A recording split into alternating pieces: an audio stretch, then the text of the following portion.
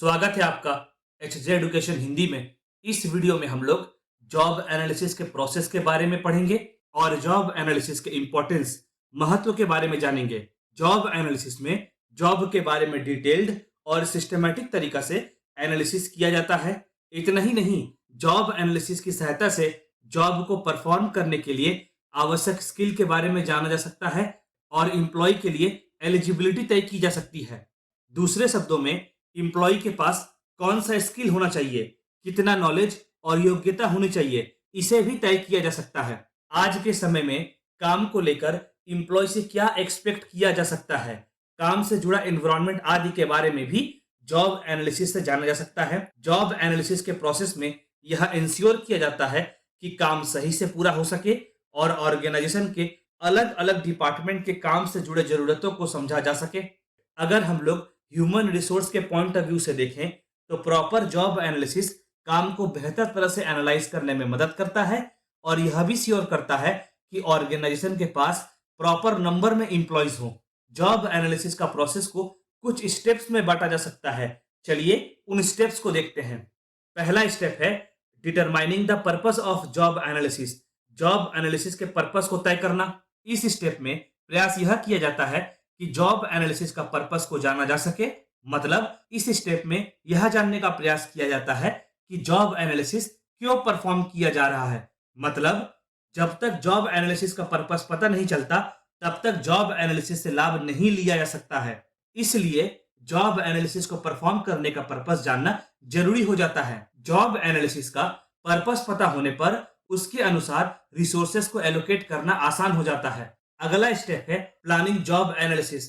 Job analysis को plan करना।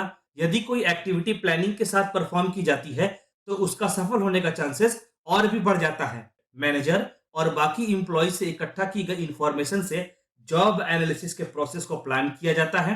कहने का मतलब हुआ कि जॉब एनालिसिस को कैसे परफॉर्म किया जाएगा उसका प्लानिंग किया जाता है। प्लानिंग कर लेने के बाद जॉब एनालिसिस को परफॉर्म करना आसान हो जाता है। अगला स्टेप है preparation of job analysis. Job analysis का प्रिपरेशन। इस स्टेप में सबसे पहले उस व्यक्ति को आइडेंटिफाई किया जाता है जो जॉब एनालिसिस को परफॉर्म करेगा और जॉब एनालिसिस परफॉर्म करने के लिए यूज किए जाने वाला मेथड भी इसी स्टेप में चुना जाता है। इसके बाद मैनेजर्स और एम्प्लॉइज किस प्रकार जॉब एनालिसिस के प्रोसेस में पार्टिसिपेट करेंगे उसे डिटरमाइन किया जाता है, उसे तय किया जाता है। आवश्यक इंफॉर्मेशन पाने के लिए जॉब डिस्क्रिप्शन को रेफर किया जाता है, पुराने डेटा को रेफर किया जाता है। फिर पूरे प्रोसेस के बारे में मैनेजर्स को, जॉब एनालिस्ट को और जॉब एनालिसिस से जुड़े बाकी लोगों को बताया जाता है। अगला स्टेप है performing job analysis. Job analysis को परफॉर्म करना। प्रिपरेशन करने के बाद चुने गए मेथड के अनुसार जॉब एनालिसिस को परफॉर्म किया जाता है। अब जॉब एनालिसिस को परफॉर्म करने के लिए कौन सा मेथड चुना गया है उस पर यह निर्भर करेगा कि जॉब एनालिसिस को परफॉर्म करने में कितना समय लगेगा। जॉब एनालिसिस को परफॉर्म करने के लिए प्रॉपर टाइम एलोकेट करना जरूरी हो जाता है ताकि रिक्वायर्ड इंफॉर्मेशन को कलेक्ट किया जा सके और समय की कमी होने की वजह से कोई इंफॉर्मेशन छूट ना जाए। एम्प्लॉय के द्वारा दिया गया इंफॉर्मेशन को रिव्यू करना जरूरी होता है ताकि यह पता चल सके कि इंफॉर्मेशन किस हद तक सही है और काम से जुड़ा है। अगला स्टेप हुआ developing job description and job specification. Job description और जॉब स्पेसिफिकेशन को डेवलप करना। इस स्टेप में जॉब एनालिस्ट जॉब डिस्क्रिप्शन और जॉब स्पेसिफिकेशन का ड्राफ्ट तैयार करता है। उस ड्राफ्ट में जॉब से जुड़ा सारा इंफॉर्मेशन अवेलेबल होता है और यह भी लिखा होता है कि काम को परफॉर्म करने के लिए एम्प्लॉइज के पास क्या क्या क्वालिटीज होनी चाहिए, क्या क्या स्किल होना चाहिए। ड्राफ्ट के प्रिपरेशन के बाद मैनेजर ड्राफ्ट को रिव्यू करता है। जब ड्राफ्ट अप्रूव हो जाता है तब ड्राफ्ट सुपरवाइजर और एम्प्लॉइज के बीच में बांट दिया जाता है। अगला स्टेप हुआ अपडेटिंग इंफॉर्मेशन। इंफॉर्मेशन को अपडेट करना। अच्छा, हम लोग इस बात को जानते हैं कि ऑर्गेनाइजेशन के आसपास का एनवायरनमेंट डायनामिक होता है, तो बदलते एनवायरनमेंट के साथ इंफॉर्मेशन को भी अपडेटेड रखना जरूरी होता है। अब उसी हिसाब से इस स्टेप में जॉब डिस्क्रिप्शन और जॉब स्पेसिफिकेशन को अपडेटेड रखा जाता है ताकि हर साल ऑर्गेनाइजेशन में एक ही प्रोसेस रिपीट ना हो। जॉब डिस्क्रिप्शन को अपडेटेड रखने से ऑर्गेनाइजेशन को जॉब से जुड़े एक्चुअल इंफॉर्मेशन बताने में आसानी होती है। चलिए आगे बढ़ते हैं और जॉब एनालिसिस के इंपॉर्टेंस को एक एक कर देखते हैं। पहला है आइडेंटिफाइंग द ड्रॉबैक, कमियों को पहचानना। जॉब एनालिसिस की सहायता से ऑर्गेनाइजेशन के ड्रॉबैक, कमियों के बारे में पता चलता है, और एक बार जब ड्रॉबैक के बारे में पता चल जाता है तो फिर अलग अलग तरीकों को अपनाया जाता है ताकि ऑर्गेनाइजेशन के ड्रॉबैक को रिमूव किया जा सके। जॉब एनालिसिस जॉब से जुड़ा इंफॉर्मेशन प्रोवाइड करता है जिससे इंप्लॉइज और मैनेजर्स को काम को समझने में आसानी होती है, जिससे काम को और भी एफिशिएंसी से परफॉर्म किया जा सकता है। अगला इंपॉर्टेंस है मैनेजमेंट ऑफ रिसोर्सेज, रिसोर्सेज को मैनेज करना। हम सब इस बात को जानते हैं, काम के लिए रिसोर्सेज को लगाना पड़ता है, रिसोर्सेज को एलोकेट करना पड़ता है। कितना रिसोर्सेज एलोकेट करना होगा, कैसे रिसोर्सेज को एलोकेट किया जाएगा, रिसोर्सेज के वेस्टेज को कैसे मिनिमाइज किया जाएगा, इन सब के बारे में जॉब एनालिसिस से जाना जा सकता है।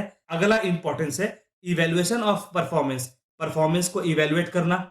इंप्लॉय के द्वारा किए गए काम को इवेल्युएट करने में हेल्प करता है जॉब एनालिसिस। जॉब एनालिसिस की सहायता से मैनेजर इंप्लॉय के द्वारा किए गए काम को समझता है और यह भी देखता है कि काम में किसी प्रकार का कोई एरर है भी कि नहीं।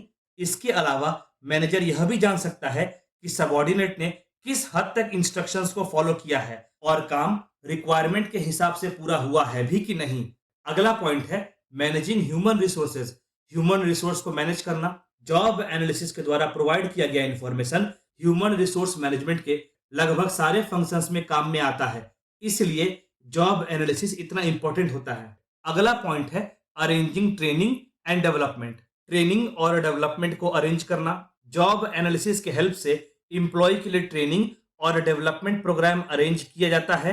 ऐसा इसलिए क्योंकि जॉब एनालिसिस यह बताता है कि कहां पर इंप्लॉइज को ट्रेनिंग प्रोवाइड किया जा सकता है और ट्रेनिंग प्रोग्राम कैसा होना चाहिए जिससे इंप्लॉय का ओवरऑल डेवलपमेंट हो सके। अगला पॉइंट है मैनेजिंग कंपनसेशन, कंपनसेशन को मैनेज करना।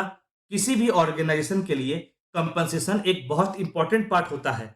जॉब एनालिसिस परफॉर्म करने के बाद ऑर्गेनाइजेशन यह जान पाता है कि किसी काम के लिए कितना कंपनसेशन होना चाहिए।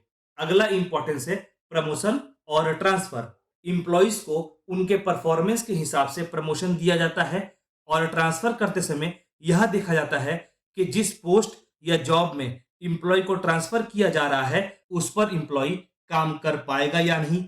जॉब एनालिसिस इंप्लॉय के काम से जुड़े परफॉर्मेंस के बारे में बताता है और यह भी एनालाइज करने में हेल्प करता है कि कौन सा पोस्ट या जॉब में इंप्लॉय का ट्रांसफर किया जाना चाहिए। अगला पॉइंट है रिस्पॉन्सिबिलिटीज, जिम्मेदारियां। ऐसा सिचुएशन आ सकता है जिसमें इंप्लॉयज को एक्स्ट्रा रिस्पॉन्सिबिलिटी दिया जा सकता है या कुछ रिस्पॉन्सिबिलिटीज कम किया जा सकता है। इंप्लॉय के काम को जॉब एनालिसिस के हेल्प से एनालाइज किया जाता है और फिर मैनेजर यह तय करता है कि इंप्लॉय को एक्स्ट्रा रिस्पॉन्सिबिलिटी देना चाहिए या नहीं, या कुछ रिस्पॉन्सिबिलिटीज को कम करना चाहिए। अगला इंपॉर्टेंस है safety of the employee, employee का सेफ्टी। जॉब एनालिसिस यह बताता है कि किसी काम में कोई रिस्क या डेंजर है भी कि नहीं और उससे रिलेटेड इंप्लॉय को क्या क्या सेफ्टी मेजर दिया जा सकता है।